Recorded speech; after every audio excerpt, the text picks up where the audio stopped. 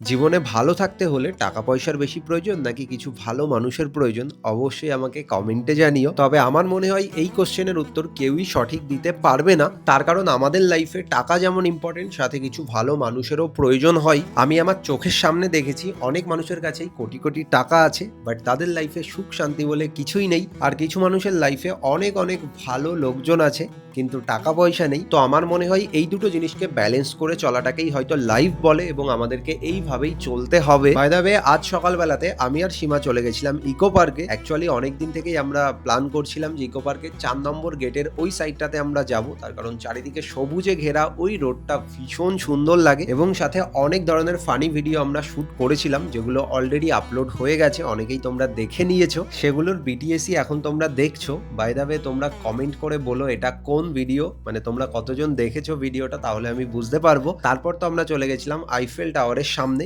এখানেও অনেক ধরনের ভিডিও শুট করেছিলাম। আর একটা জিনিস আমি ভালোভাবেই বুঝেছিলাম, ইকো পার্কের এখানে শুট করতে গেলে তুমি ফার্স্ট মর্নিং এ চলে যাও, তা না হলে বিকালের দিকে যাও। ভুল করেও দুপুরে যেও না, তার কারণ এতটা রোদের মধ্যে ভিডিও শুট করা ভীষণ চাপের হয়ে যাবে। তবে সকালে আর বিকালে এলে তুমি কিন্তু ফাঁকা পাবে না, দুপুর টাইমটাতেই একটু ফাঁকা থাকে। যাই হোক এই গরমের মধ্যে শুট করে অনেক মজা করে আমরা তো বাড়ির দিকে রওনা দিলাম। মিনি ব্লগটা তোমাদের কেমন লাগলো কমেন্টে জানিও। টাটা।